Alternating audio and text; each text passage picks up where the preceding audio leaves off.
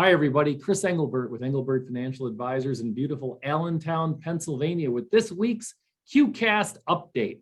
You can see what I'm talking about is why you don't want to take your Social Security benefits early. Now, I have to apologize to my viewers because obviously for the younger viewers, this doesn't really matter, but hopefully this is something you think about as you get closer to Social Security age. This is really targeted at people in their mid-50s to right about Social Security age, obviously age 60 to 62, because many times people get that letter in the mail from the Social Security office and they're like, hey, you can now begin to collect your Social Security benefits if you want to. I'm going to tell you why you don't want to do that. And there's a couple of reasons, and some of them are pretty big. So the first one is the reduction in your Social Security benefits. Now, you can collect your Social Security early, but there's something called your full retirement age for Social Security benefits.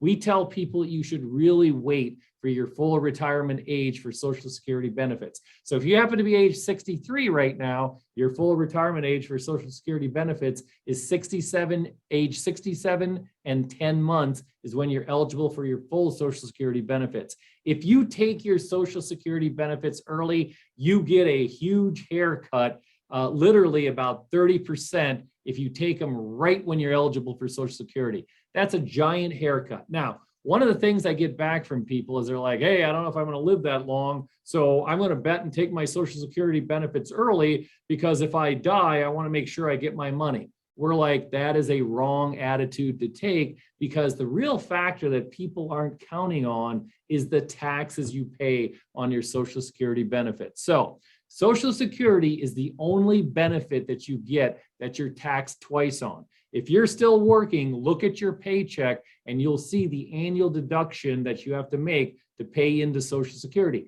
That's a tax that you're paying now. Then when you hit Social Security age and you're getting your Social Security, you are being taxed on that benefit that you're getting paid from Social Security. It's not good, and it actually can get worse because this is the website that you can go to see how much you're taxed on Social Security. But I've blown it up on this next slide, and I put a good little picture on here because I want you to remember this. So if you file a federal tax return as an individual and your combined income is between $25,000 and $34,000 a year, you may pay up to 50% of the benefits that you get from Social Security in taxes. If you make more than 34%, you can pay up to 85%. Now let's do the math for an instance.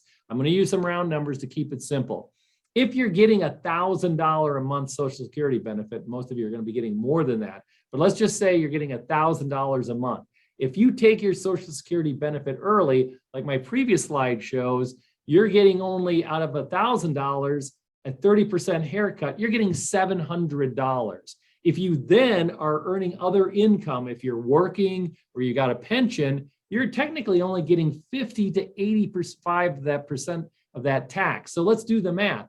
That $700 could get whittled down to as much as only $350 a month. That's a huge haircut. You're literally giving up almost 75 to 90% of your Social Security benefits if you're taking it early and you've got other earned income. So many times I have couples come in and you can see by the joint income that if your joint combined income is 32 to 44,000, you pay tax on 50% of the benefits. But if it's more than 44,000, you can pay tax on up to 85% of your Social Security benefits. It's an extremely regressive tax. Now, I have couples come in and they say, well, what do we do? You got to have some kind of strategy. One of the things that we've seen post-pandemic was that a lot of people retired early during the pandemic because they figured they had enough money to live off of. Well, then after a couple of years of being at home, for better, for worse, but not for lunch, they decided to go back to work. And so what you have to do is if you're going back to work, let's say you're age 66, 67, 68, you decide to go back to work, check out if your company that you're working for has a 401k, 457 or 403b. Many times, even if you're part-time, you can still make a contribution to those retirement plans. You may also want to consider putting money into an IRA, again, to reduce your overall income.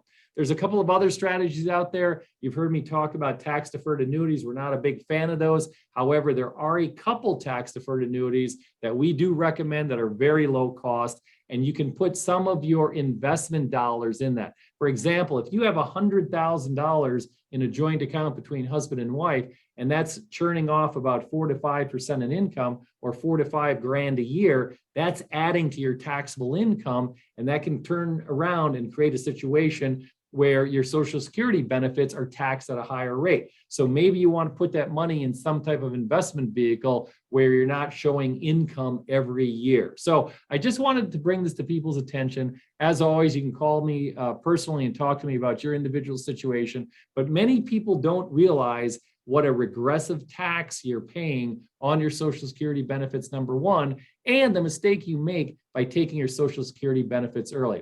Again, if you have any questions, you always can contact me. Email is chris@engelbertfa.com. Our office number is 484-350-3301, or you can download my app by texting Chris E, that's CHRISE, to 36260, and you can talk to us on a personal basis about strategies that you should do when you're thinking about getting your Social Security. That's all we have for this week. We'll be back soon. We'll talk to you later. Take care.